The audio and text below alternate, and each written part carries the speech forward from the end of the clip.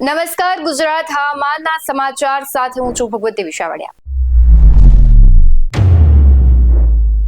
છેલ્લા ઘણા દિવસોથી મેઘરાજાએ વરસાદમાં વિરામ લીધો છે, પરંતુ હવે નવો જે વરસાદનો રાઉન્ડ છે તે સપ્ટેમ્બર મહિનામાં આવવાનો છે ને આ રાઉન્ડ છે ધડબડાટી બોલાવવાનું છે। ત્યારે કયા જિલ્લામાં વરસાદ પડશે, કયા વિસ્તારોમાં અતિ ભારે વરસાદ પડશે તેના વિશે જ આ વિડીયોમાં વાત કરવી છે। આમ જોઈએ તો ગુજરાતમાં છેલ્લા કેટલાક દિવસથી છૂટાછવાયા વરસાદ બાદ હવે ફરી મેઘરાજા તોફાની બેટિંગ કરવા માટે તૈયાર છે। હવામાન વિભાગે આગામી 4 દિવસ એટલે કે 4 સપ્ટેમ્બરથી 7 સપ્ટેમ્બર સુધી રાજ્યમાં ભારે વરસાદની આગાહી કરી છે। દક્ષિણ ગુજરાત અને સૌરાષ્ટ્રના 18થી વધુ જિલ્લાઓમાં વરસાદનું જોર વધી રહેવાની શક્યતા છે, જેના પગલે નર્મદા, તાપી, નવસારી અને વલસાડ સહિતના જિલ્લાઓ માટે રેડ અને ઓરેન્જ એલર્ટ જાહેર કરવામાં આવ્યું છે। રાજ્યમાં અત્યાર સુધીમાં સરેરાશ 92% વરસાદ પડી ગયો છે, તેમાં કચ્છમાં સરેરાશ 85% વરસાદ થયો છે, જ્યારે ઉત્તર ગુજરાતમાં સરેરાશ 95% કરતા વધુ વરસાદ નોંધાયો છે।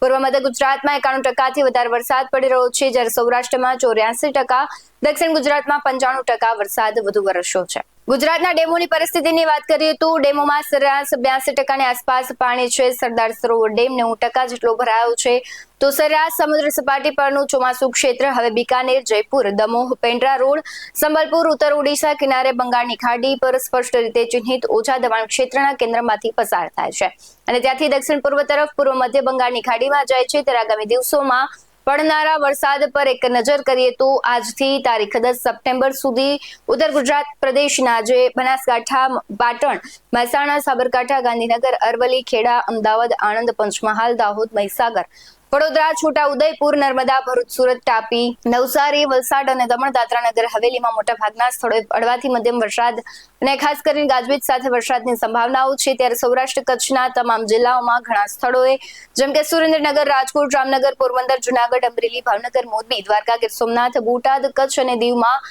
તમામ જિલ્લાઓમાં મોટાભાગના સ્થળોએ આજથી વરસાદ છે તે શરૂ થશે।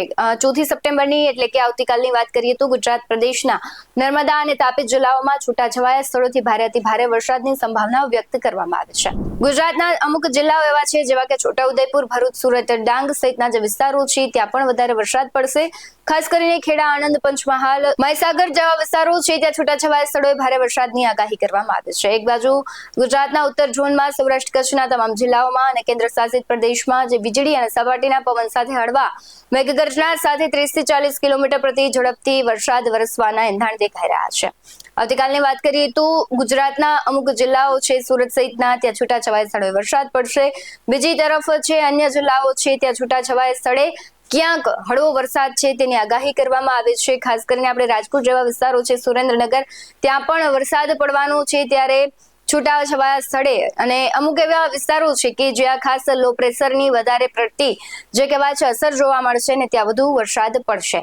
ખાસ કરીને ગુજરાતના બનાસકાંઠા સહિતના વિસ્તારો છે, અમદાવાદ, આણંદ, પંચમહાલ, દાહોદ જેવા વિસ્તારો છે ત્યાં વરસાદની વધારે સંભાવનાઓ દેખાઈ રહી છે। આ સિવાય સૌરાષ્ટ્ર કચ્છના જિલ્લાઓ, દરિયાકાંઠાના જે જિલ્લાઓ છે ત્યાં પણ વધારે વરસાદ પડશે। પવનની ગતિની વાત કરીએ તો 3 થી 4 કિલોમીટર પ્રતિ કલાકની ઝડપે હળવાથી મધ્યમ વરસાદની સાથે 7 સપ્ટેમ્બરના રોજ સૌરાષ્ટ્ર કચ્છના જિલ્લાઓમાં વરસાદ પડશે અને છૂટાછવાયા સ્થળોએ આમ તો આખા રાજ્યમાં છૂટોછવાયો વરસાદ સાર્વત્રિક પડવાનો છે, પરંતુ 4 થી 7 સપ્ટેમ્બર દરમિયાન અતિ ભારે વરસાદની આગાહી કરવામાં આવી છે।